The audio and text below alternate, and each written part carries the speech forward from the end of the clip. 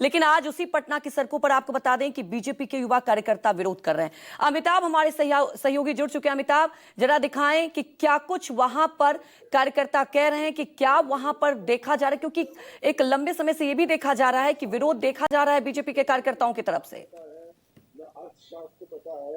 न कानून पता है, न संविधान। देखिए, बिल्कुल अंजलि, एक तरफ जहां अम्बेडकर तक का मार्च इंडिया गठबंधन की तरफ से किया जा रहा है, वही दूसरी तरफ डाक बंगला चौराहा पे जहां वो कार्यक्रम होना है, उससे थोड़ी ही दूर पे, करीब 50 मीटर दूरी पे है पटना का मोड़ियालो कॉम्प्लेक्स। यहाँ पे स्वामी विवेकानंद की मूर्ति के सामने यहाँ पे बीजेपी के तमाम बड़े नेता यहाँ पे जुड़े हुए हैं। अब जिस तरीके से दरभंगा में प्रधानमंत्री को लेकर टिप्पणी की गई थी, उसके बाद देखिए बीजेपी महिला मोर्चा की जो महिलाएं हैं यहाँ पे मैं भी माँ हूं का बैनर तले यहाँ पे जो प्रदर्शन कर रही हैं और यहाँ पे बैठी हुई हैं। और कुछ देर में यहाँ से हस्ताक्षर अभियान शुरू होने वाला है, जिसको डिप्टी सीएम सम्राट चौधरी भी आएंगे, विजय सिन्हा भी आएंगे। और इस तरफ आप देखिए कि तमाम जो मंत्री हैं और बीजेपी के विधायक, यानी कि आज एक तरफ जहाँ पटना की सड़कों पर लगातार जो इंडिया गठबंधन के नेता घूम रहे हैं, वहीं दूसरी तरफ यहाँ पर आपको दिखा रहे कि बीजेपी भी अपना हस्ताक्षर अभियान चल रही है। हमारे साथ मंत्री हैं नितिन नवीन जी। किस तरीके से ये क्या कार्यक्रम?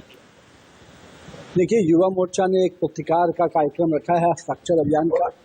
जिस प्रकार से कांग्रेस के बदजुबानी पूरे देश में लगातार मोदी को अपमानित करने का, मोदी को गाली देने का काम कांग्रेस के नेता और महागठबंधन के लोग करते हैं, उसको एक पत्रकार के रूप में यहाँ पर दिखाया है।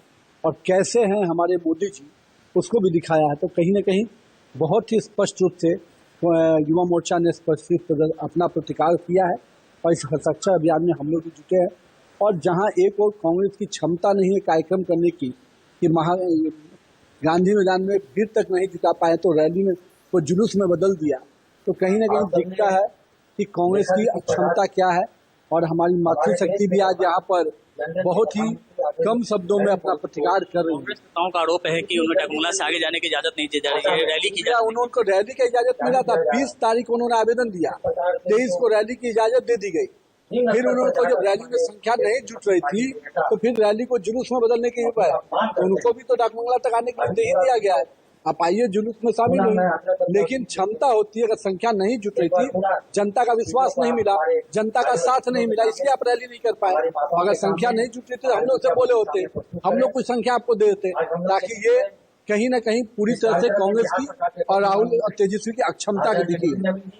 देखिए, नितिन नवीन तो बिहार सरकार के मंत्री जो साथ में पकड़े, यहाँ आपको दिखाएंगे कुछ होर्डिंग्स यहाँ पे जो लगे हैं, कटआउट्स जो लगे हुए हैं। अभी तक जो प्रधानमंत्री नरेंद्र मोदी के खिलाफ जो भी बयानबाजी हुआ था, उसको लेके यहाँ पे पोस्टर लगाए गए हैं। कार्टून के माध्यम से दिखाया गया है कि किस तरीके से समय समय पर अलग अलग समय पे महागठबंधन के नेताओं के द्वारा प्रधानमंत्री के खिलाफ अपशब्दों का इस्तेमाल किया गया है। तो ये तस्वीरें आपको दिखा रहे हैं डगबंगला चौराहा से लेकर। और यहाँ पे खास बात ये है कि जो तस्वीर जो यहाँ पे लगाई गई है, हर महिला जो है अपने हाथ में जो बैनर ली हुई है, मैं भी माँ हूँ, तो ये मैं भी माँ हूँ, ये बैनर आपने लगाया।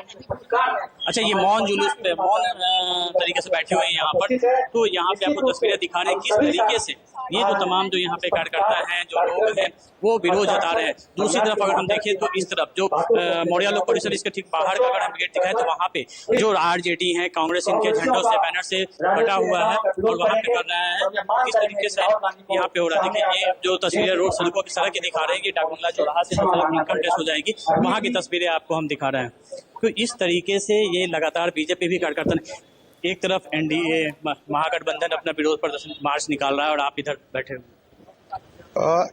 राजनीति में एक शुचिता का स्थान होता है, और जिस तरह से कांग्रेस ने हमारे माननीय प्रधानमंत्री नरेंद्र मोदी जी को गाली देने का काम किया है, ये कहीं से उचित नहीं है।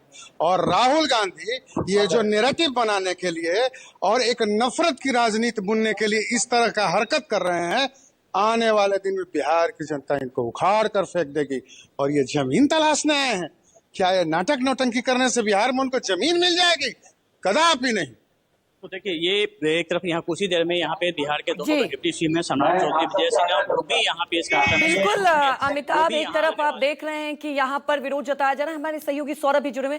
अमिताभ, एक वक्त था, हमने कई विधानसभा चुनाव देखे, जब कांग्रेस कई मुद्दों को लेकर वहां कहा जा सकता है कि जमीन पर नहीं उतरती थी, लेकिन इस बार का विधानसभा चुनाव दिलचस्प होने वाला है और ये वोटर अधिकार यात्रा भी शुरुआत हुई है। आप वहां मौजूद हैं, वहां पर बीजेपी के तमाम नेता भी हैं। क्या लगता है इस बार कड़ी टक्कर मिलेगी, क्योंकि ये जो मुद्दा है जन जन तक पहुंचाया जा रहा है यात्रा के जरिए।